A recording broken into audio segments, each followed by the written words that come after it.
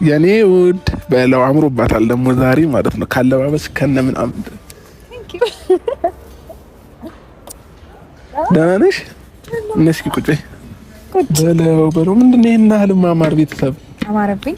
አይ እኔ ማለት ነው ሩታዬ ከሆነ ጊዜ ጀምሮ የምትለብሻቸው ልብሶች ምናምን በቃ ብዙ ወንዶችን የሚስብ እየሆነ ስለሆነ ከቻልሽ ሩታዬ ምን ችግር አለው ታዲያ? ማለት ሌላ ወንዶችን ሰባት መቸገረኝ እኔ እንደሆነ አትልኝ አልሄድም።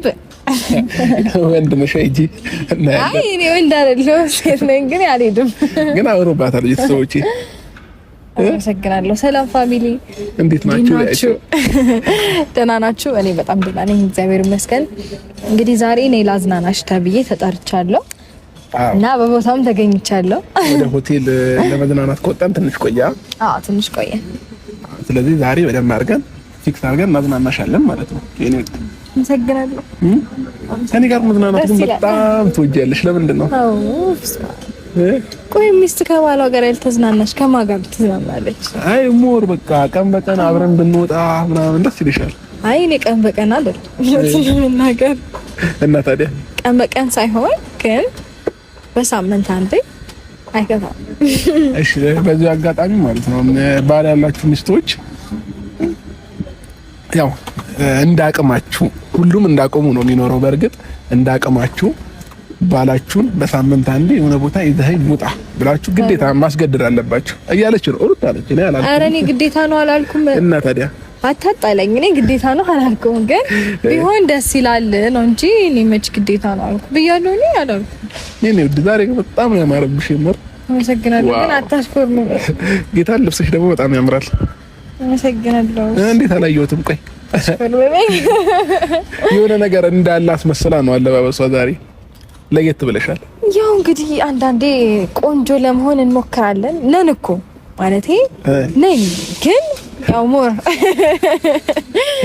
አይ ዋና አንዳንዴ ለየት ያለ መልበስ ጥሩ ነው ብዬ ነው።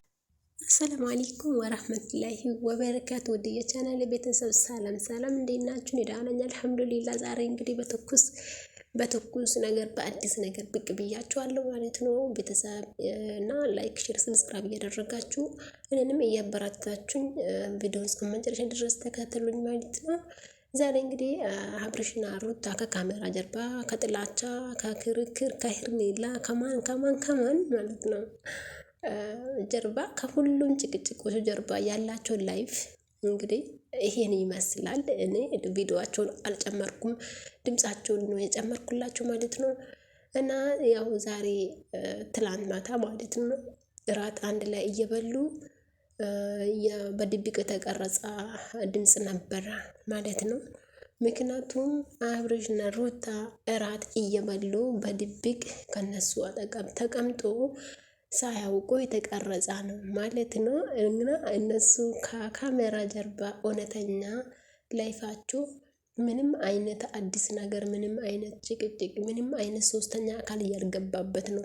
ሁሉም እየሰራ ያለ ስራ ሚዲያ ላይ የሚያስጨናንቅ ነገር ቢሆንም ከካሜራ ጀርባ ህይወታቸው ላይፋቸው ያው ምንም አይነት ጭቅጭቅና ችግር እንደሌላ ያሳያል ማለት ነው።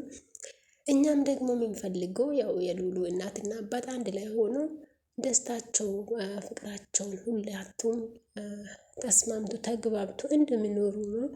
እኛም ሰው ሲጣላ ደስ አይለንም። የእውነት ያው ባልና ሚስት አንድ ላይ ሲሆኑ ሲመካከሩ ሲወያዩ ነው ደስ የሚሉ፣ ሲጣሉ ደስ አይልም። እና ሩታም አብርሽን መቼም ቢሆን አልተለያዩም። መቼም ሶስተኛ አካልም አያለያያቸውም። ሄርሜላ ምናልባት ሴትን ስለሆነች ከቅርቤታ በላይ ምናልባት ብዙ ጊዜ ስለምትቀርበው ልታፈቅረው፣ ልትወደው፣ ልትመኘው ትችላለች። እና እንግዲህ እንደምታዩት ነው አብርሽ ሩታዬ በጣም አምሮብሻል ወይን እስካሁን ድረስ ይሄን ልብስሽ እንዴት አላየውም? ደግሞ ሩታ ለአብርሽ ብቻ አይደለም ለኛም ተለይታለች። ወልዳ ከተነሰች ጀምሮ ውበቷ፣ አለባበሷ፣ ሁሉ ነገሯ በቃ አይደለም እንዴ አንዳንድ ሴቶች እኮ ሲወልዱ ዝርክርክ ይላሉ። አንዳንዶቹ ደግሞ ሲወልዱ ዋው ውበታቸው የውስጥ ይወጣል ማለት ነው። ሩታ ግን የውስጥ ውበት ነው የወጣ ማለት ነው። ሉሉን ከወለደች ወዲህ በቃ ማማሯ፣ አለባበስ ስርዓቷ፣ ሁሉ ነገሯ ኦማይ ጋድ በቃ ምን ልበላችሁ። እና አይደለም እንደኛ ለአብርሽ ራሱ አዲስ ሆኖባታል። በቃ ውበቷ፣ አለባበሷ፣ ሁኔታዎቹ ሁሉ ማለት ነው።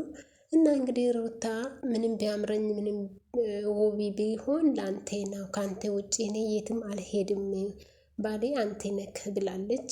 እሺ እሷ እንደዚህ እያለች እናንተ ምንድን ነው የምትፈልጉት? ቆይ እንዲህ እና እንግዲህ እነሱ ላይፋቸውን እውነተኛ ላይፋቸውን ሳታውቁ ብዙ ተዘበራረቁ ሌሎቹ።